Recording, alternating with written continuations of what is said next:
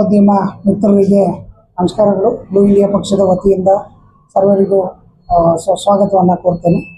ಇವತ್ತು ನಮ್ಮ ಕರ್ನಾಟಕದಲ್ಲಿ ಬ್ಲೂ ಇಂಡಿಯಾ ಪಕ್ಷದ ಕೇಂದ್ರ ಕಚೇರಿ ಉದ್ಘಾಟನೆಯನ್ನು ಇಟ್ಕೊಂಡಿದ್ದೀವಿ.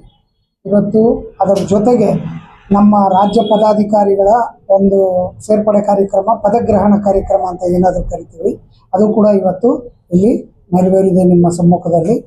ಇವತ್ತು ಕರ್ನಾಟಕದಲ್ಲಿ ಜಾತ್ಯತೀತ ಅಂತ ಹೆಸರಿಟ್ಕೊಂಡು ಒಂದು ಜಾತಿ ರಾಜಕಾರಣ ಮತ್ತು ಕುಟುಂಬ ರಾಜಕಾರಣ ಆಗಿದೆ.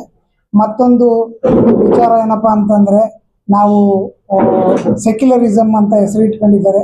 ಒಂದು ಕೋಮಿಗೆ, ಒಂದು ಕಮ್ಯುನಿಟಿಗೆ ಓಲೈಕೆ ರಾಜಕಾರಣದ ಜೊತೆಗೆ ಭ್ರಷ್ಟಾಚಾರ ಅತಿಯಾಗ್ತಾ ಇದೆ. ಮೂರನೇ ವಿಚಾರ ಏನಪ್ಪ ಅಂತಂದರೆ, ಧರ್ಮದ ಆಧಾರಿತ ರಾಜಕಾರಣವನ್ನು ಒಂದು ಪಕ್ಷ ಮಾಡ್ಕೊಂಡು ಬಂದಿದೆ. ಆದರೆ ಅದು ಕೂಡ ಭ್ರಷ್ಟ ಸರ್ಕಾರವಾಗಿ ಮಾರ್ಪಟ್ಟಿದೆ. ಈಗ ಕರ್ನಾಟಕ ಒಂದು ಮನೆ ಇದ್ದಂಗೆ, ಆ ಒಂದು ಮನೆ ಮೂರು ಬಾಗಿಲು, ಜನರ ಜೀವನ ಮೂರು ಬಾಗಿಲು ಅನ್ನೋಂಗೆ ಆಗಿದೆ ಇವತ್ತು. ಹಾಗಾಗಿ ಅಭಿವೃದ್ಧಿಯ ಹೆಸರಿನಲ್ಲಿ ಒಂದು ಹೊಸ ರಾಜಕೀಯ ಪಕ್ಷವನ್ನು ನಾವು ತರಬೇಕು ಅಂತ ಯೋಚನೆ ಮಾಡಿದ್ವಿ. ಸೊ ಹಾಗಾಗಿ ಇವತ್ತು ಬ್ಲೂ ಇಂಡಿಯಾ ಪಕ್ಷವನ್ನು, ರಾಜ್ಯದ ಅಭಿವೃದ್ಧಿ ಸಲುವಾಗಿ ಈ ಒಂದು ಪಕ್ಷವನ್ನು ನಾವು ಇಲ್ಲಿ ಸ್ಥಾಪನೆಯನ್ನು ಮಾಡ್ತಾ ಇದ್ದೀವಿ. ನೀಲಿ ಅಂದರೆ ಏನಪ್ಪ ಅಂತಂದರೆ ಅನಂತ, ಅಗಾಧ, ಅನನ್ಯ, ಅತೀತ ಅಂತಕ್ಕಂಥ ಒಂದು ಅರ್ಥ ಬರುತ್ತೆ. ಜೊತೆಯಲ್ಲಿ ನೀಲಿ, ಈಗ ನಮ್ಮ ತ್ರಿವರ್ಣ ಧ್ವಜದಲ್ಲಿ ಮಧ್ಯದಲ್ಲಿರ್ತಕ್ಕಂಥ ಅಶೋಕ ಚಕ್ರದ ಬಣ್ಣ ನೀಲಿ, ಅದು ಸಮಾಜದ ಸಮಾನತೆಯ ಸಂಕೇತವಾಗಿರೋದ್ರಿಂದ ನಾವು ಈ ಒಂದು ಬ್ಲೂ ಇಂಡಿಯಾ ಪಕ್ಷ ಅನ್ನೋ ಪಕ್ಷವನ್ನು ನಾವು ಕರ್ನಾಟಕದಲ್ಲಿ ಸ್ಥಾಪನೆಯನ್ನು ಮಾಡಿದ್ದೀವಿ. ಇನ್ನು ಮುಂದೆ ನಾವು ಎಲ್ಲ ಪಾರ್ಟಿಗಳ ರೀತಿ ನಾವು ಕೂಡ ಎಲ್ಲ ಚುನಾವಣೆಗಳಲ್ಲಿ ಭಾಗವಹಿಸ್ತೀವಿ. ಅಭಿವೃದ್ಧಿ ಕಾರ್ಯಗಳಲ್ಲಿ ಅಭಿವೃದ್ಧಿಗೆ ನಾವು ಮೊದಲನೇ ಆದ್ಯತೆಯನ್ನು ನೀಡೋದರ ಮುಖೇನ ಈ ಪಕ್ಷದ ಪ್ರಥಮ ಮುಖ್ಯಸ್ಥನಾಗಿ ನಾನು ಈ ಪಕ್ಷವನ್ನು ಮುನ್ನಡೆಸ್ತೇನೆ ಅಂತೇಳಿ ತಮ್ಮೆಲ್ಲರ ಮುಂದೆಗಡೆ ನಾನು ಹಾಮಿಯನ್ನು ಕೊಡ್ತೇನೆ. ನಮಸ್ಕಾರ. ನನ್ನ ಹೆಸರು ರಾಜಶೇಖರ್ ದೊಡ್ಡಣ್ಣ ಮೌರ್ಯ ಅಂತೇಳಿ. ಬ್ಲೂ ಇಂಡಿಯಾ ಪಕ್ಷದ ರಾಜ್ಯಾಧ್ಯಕ್ಷನಾಗಿ ನಾನು ಈ ಒಂದು ಪಕ್ಷವನ್ನು ಮುನ್ನಡೆಸ್ತಾ ಇದ್ದೇನೆ.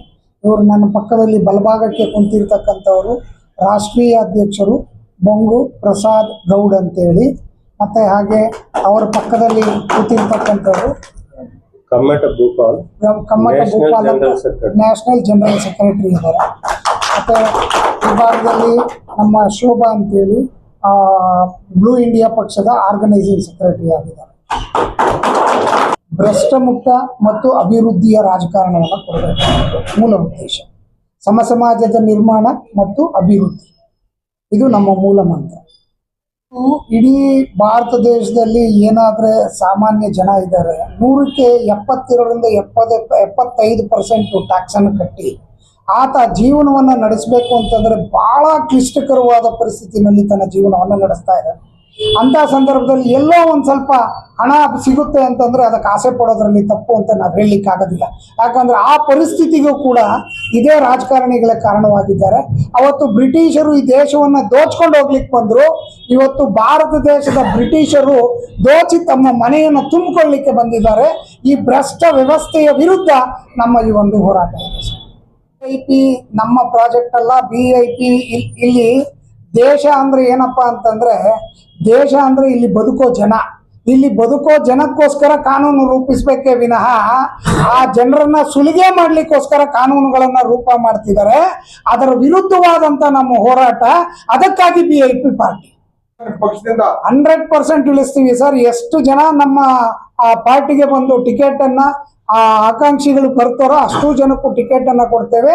ಆದರೆ ಭ್ರಷ್ಟ ಮುಕ್ತವಾದ ವ್ಯಕ್ತಿಗಳಿಗೆ ಮೊದಲನೇ ಆದ್ಯತೆಯನ್ನು ಕೊಡ್ತೇವೆ ಸರ್. 100%. ಇವತ್ತು ಇಡೀ ಭಾರತ ದೇಶದಲ್ಲಿ ಬೆಂಗಳೂರು ನಗರ 5ನೇ ಸ್ಥಾನಕ್ಕೆ ಬಂದಿದೆ ಗಾರ್ಬೇಜ್ ಸಿಟಿಯಲ್ಲಿ.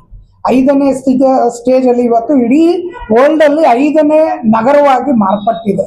ಇದನ್ನು ನಾವು ಸುಧಾರಿಸೋ ನಿಟ್ಟಿನಲ್ಲಿ ಆಯಾ ವಾರ್ಡುಗಳಲ್ಲೇ ಕಸ ವಿಲೇವಾರಿ ಮತ್ತು ಗೊಬ್ಬರ ತಯಾರಿಕಾ ಕೇಂದ್ರಗಳನ್ನು ಮಾಡಿದ್ದೇ ಆದರೆ ಇದನ್ನು ನಾವು ನಿರ್ವಹಣೆ ಮಾಡ್ಬೋದು ಅನ್ನೋದನ್ನು ವೈಜ್ಞಾನಿಕವಾಗಿ ಮಾಡಿ ತೋರಿಸ್ಲಿಕ್ಕೆ ನಮ್ಮ BIP ಪಾರ್ಟಿ ಬದ್ಧ. ರಾಷ್ಟ್ರೀಯ ಪಕ್ಷ ಅಂತನೋ ಅಥವಾ ಇಲ್ಲಿ ಇನ್ನೊಂದು ಬೇರೆ ಯಾರ್ದೋ ವ್ಯಕ್ತಿತ್ವದ ವಿಚಾರಕ್ಕೋಸ್ಕರ ನಾವು ದುಡಿಯೋದಿಲ್ಲ. ನಾವು ದುಡಿತಕ್ಕಂಥದ್ದು ಇಲ್ಲಿನ ಜನಕ್ಕೋಸ್ಕರ. ಇಲ್ಲಿ ಬದುಕ್ತಿರ್ತಕ್ಕಂಥ ಜನರ ನೆಮ್ಮದಿಯ ಬದುಕನ್ನು ಕೊಡ್ಲಿಕ್ಕೋಸ್ಕರ BIP ಪಾರ್ಟಿ ಕೆಲಸ ಮಾಡುತ್ತೆ ಸರ್.